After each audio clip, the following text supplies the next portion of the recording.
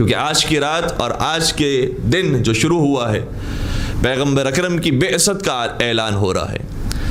اور جب سب سے پہلی آیت کریمہ نازل ہوئی ہے، عجیب بات ہے، سب سے پہلی آیت آ رہی ہے تو کون سی آیت آ رہی ہے؟ بسم اللہ الرحمن الرحیم، اقرأ بسم ربک الذی خلق خلق الانسان من علق اقرأ وربک الاکرم الذی علم بالقلم علم الانسان ما لم یعلم. کیا خوبصورت آیتیں ہیں جو نازل ہوئی ہیں.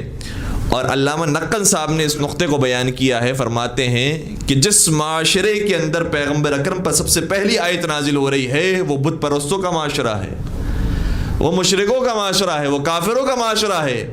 انہیں اسلام کی دعوت دینا ہے، انہیں توحید کی دعوت دینا ہے. مجھے اور آپ سے ایک سوال ہے کہ اگر ہمارے اختیار میں ہوتا کہ ہم پیغمبر اکرم کو کوئی تجویز دیتے، پیغمبر اکرم کی خدمت میں کوئی مشورہ عرض کرتے، تو ان بت پرستوں کے سامنے کون سی آیت کو ہم لے کر آتے ہیں؟ قرآن کریم کی ساری آیتیں آپ کے اذہان کے اندر موجود ہیں، آپ کے مطالعے کے اندر موجود ہیں. قرآن کریم میں قیامت کا ذکر بھی ہے، قرآن کریم میں نماز کا ذکر بھی ہے، قرآن کریم میں زکوٰۃ کا ذکر بھی ہے، قرآن کریم کے اندر رسالت کا ذکر بھی ہے، قرآن کریم کے اندر فرشتوں کا ذکر بھی ہے، قرآن کریم میں جنت کا ذکر بھی ہے، معاد کا ذکر بھی ہے، قیامت کا ذکر بھی ہے.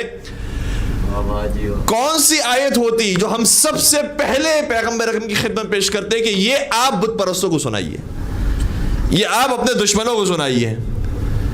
علامہ نقل صاحب نے کہا کہ ہمارا دماغ تو یہ کہتا ہے، ہمارا ذہن تو، ہمارا ادنا سا ذہن تو یہ کہتا ہے کہ سب سے پہلی آیت جو پیغمبر اکرم پر نازل ہونی چاہیے تھی وہ سورہ توحید کی نازل ہونا چاہیے تھی کہ قل هو اللہ احد.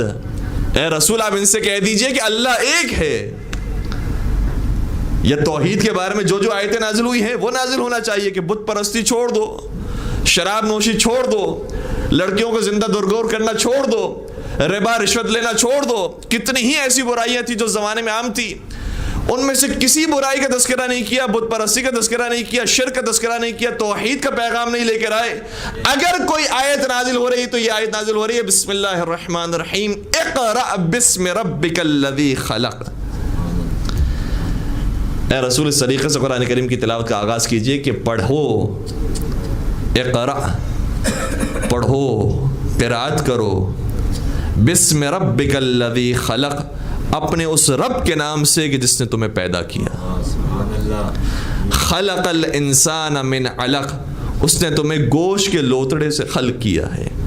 اقرأ وربک الاکرم، اور پھر پڑھو اپنے رب کے نام سے کہ جو بہت کریم ہے.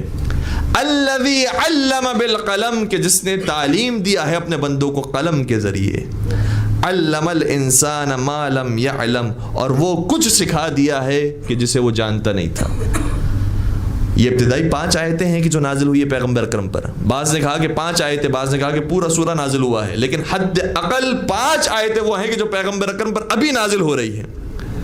بت پرست معاشرہ موجود ہے، 40 برس کی زندگی گزار چکے ہیں، ابھی اسلام کا پیغام عام کرنا ہے. تو اسلام کا پیغام عام کرنے کے لیے ہمارا ذہن کہتا ہے کہ توحید کی آیت ہونا چاہیے، لیکن پروردگار نے جس آیت کریمہ کو نازل کیا وہ توحید کے بارے میں نہیں، تعلیم کے بارے میں نازل کی. کیونکہ جس معاشرے کے اندر جہالت ہوگی، جس معاشرے کے اندر لوگ جاہل ہوں گے، چاہے تم اسلام کا نام لیتے رہو، توحید کا کلمہ پڑھتے رہو، لوگوں کو دین کی طرف لاتے رہو، لیکن یہ جاہل معاشرہ کبھی بھی دین کی طرف نہیں آ سکتا.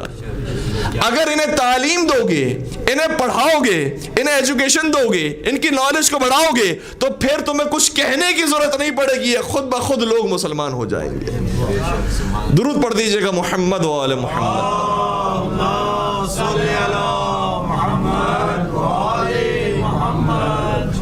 تعلیم کو اس قدر پرائرٹی دی ہے اسلام نے. اور پھر پیغمبر اکرم کی پوری زندگی دیکھ لیجئے، بار بار اگر کسی چیز پر فوکس ہے پیغمبر اکرم کا تو یہی ایجوکیشن ہے. کہاں وہ اسلام کا آغاز تھا اور آج کہاں اسلام پہنچ گیا.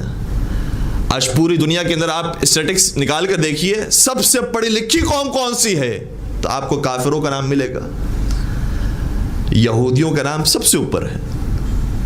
اور مسلمانوں کو تلاش کرنے جائیں گے اسلام کا آغاز ہوا تھا ایجوکیشن میں ٹاپ پرائیورٹی دی تھی اسلام نے, لیکن آج سب سے نچلا درجہ مسلمانوں کا محسوس ہوتا ہے. اور حتیٰ کتنے ہی انگریز رائٹر سے جب انہوں نے اسلام پر ریسرچ کی, جب انہوں نے اسلام کے بارے میں تحقیق کی, پیغمبر اکرم کی سیرت کو دیکھا ہے, تو انہوں نے کہا کہ یہ اسلام کا ترہ امتیاز ہے کہ اسلام نے تعلیم کو دین کا حصہ بنایا تھا.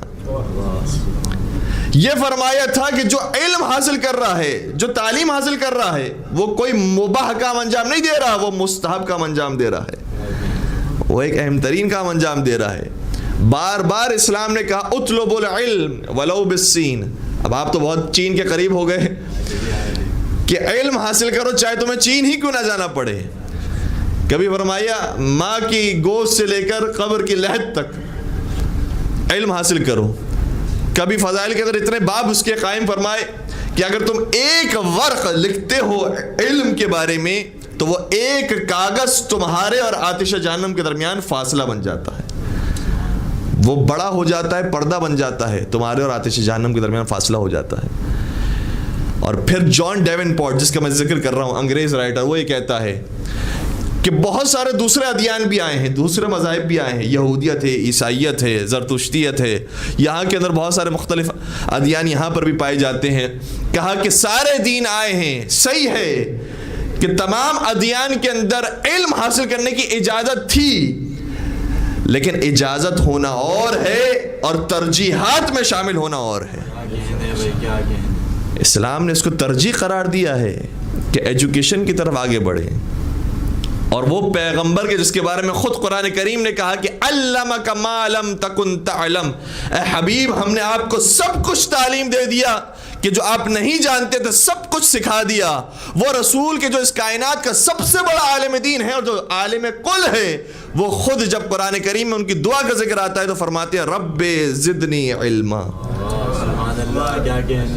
پروردگار تو نے مجھے سب کچھ سکھا دیا ہے مگر میں اب بھی اپنی معرفت میں اضافہ چاہتا ہوں, اب بھی اپنے علم میں اضافہ چاہتا ہوں.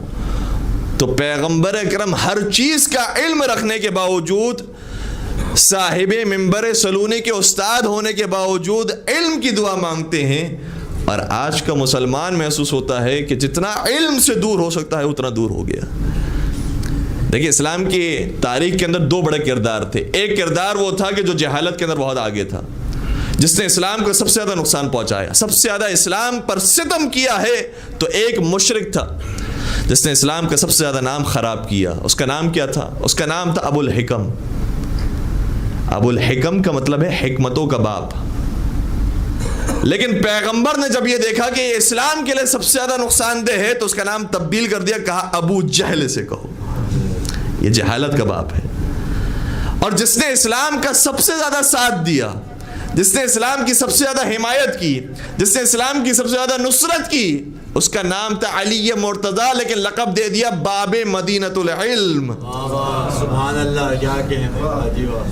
یہ دو کردار پیغمبر اکرم نے ہمارے سامنے رکھ دیے. اب جہاں جہاں پر جہالت نظر آئے گی وہاں ابو جہل کی وراثت ہوگی, اور جہاں جہاں علم نظر آئے گا وہاں باب مدینۃ العلم کی امامت ہوگی. نعرہ حیدری یا علی محمد وآل محمد, بلند تر صلوات. اللہم صلی علی محمد وآل محمد وعجل فرجہم. تو اس طریقے سے بعثت رسول کا آغاز ہو رہا ہے. پیغمبر اکرم پر یہ آیتیں نازل ہوئی. یہ آیتیں لے کر پیغمبر اکرم اپنی ہمسر گرامی جناب خدیجہ طاہرہ کے گھر میں داخل ہوئے. جناب خدیجہ طاہرہ یہ فرماتی ہیں کہ میں نے آج کے دن پیغمبر کو ایسا نورانی دیکھا ہے, اتنا روشن, اتنا منور دیکھا کہ فوراً میرے زبان سے ایک سوال نکلا, یا رسول اللہ, اے محمد مصطفیٰ بتائیے کہ یہ نور کیسا ہے کہ جو آج آپ کے جسم سے, آپ کے وجود سے ہمیں نظر آ رہا ہے. پیغمبر کا فرماتے ہیں کہ یہ نور کوئی اور نور نہیں, یہ نور نبوت اور نور رسالت ہے. جناب خدیجہ طاہرہ کو سو جملہ یہ تھا. اب دیکھیے گا جناب خدیجہ طاہرہ کی معرفت کیا ہے. 40 سال ہو گئے ہیں پیغمبر اکرم کو یہاں تک, اور کچھ عرصہ جناب خدیجہ طاہرہ نے پیغمبر اکرم کے ساتھ گزارا ہے. پیغمبر اکرم کے کردار سے واقف ہے, ان کے اخلاق سے واقف ہے. جناب خدیجہ طاہرہ پیغمبر سے اس وقت مخاطب ہو کر یہ فرماتی ہیں کہ اے محمد مصطفیٰ میں تو پہلے ہی سے جانتی تھی کہ ایک دن آپ کو نور نبوت عطا ہوگا، آپ ایک دن اعلان رسالت فرمائیں گے، یہ مجھے پہلے ہی سے معلوم تھا۔ تعجب ہے کہ جس نور کے بارے میں خدیجہ طاہرہ جانتی ہوں اس کے بارے میں خود محمد مصطفیٰ نہ جانتے ہوں گے۔ خدیجہ طاہرہ جانتی تھی، انہیں معلوم تھا کہ محمد مصطفیٰ ایک دن اعلان رسالت فرمائیں گے، اور خود محمد مصطفیٰ ناواقف ہو نعوذ باللہ اس بات سے کہ میں رسول ہوں گا یا نہیں ہوں گا۔ پیغمبر اکرم اس وقت سے رسول تھے کہ جس وقت آدم خاک اور مٹی اور پانی کے درمیان موجود تھے، اس وقت سے پیغمبر اکرم رسول تھے۔ لیکن جس طریقے سے غدیر کے دن علی کی ولایت کا اعلان ہوا ہے، اسی طریقے سے آج کے دن پیغمبر اکرم کی نبوت کا اعلان ہوا ہے۔ یہ لوگوں کو بتایا گیا ہے کہ اب سے یہ جو محمد مصطفیٰ ہے یہ معمولی شخصیت نہیں ہے، یہ پیغمبر اکرم ہے، یہ آخری نبی ہے، یہ آخری رسول ہے۔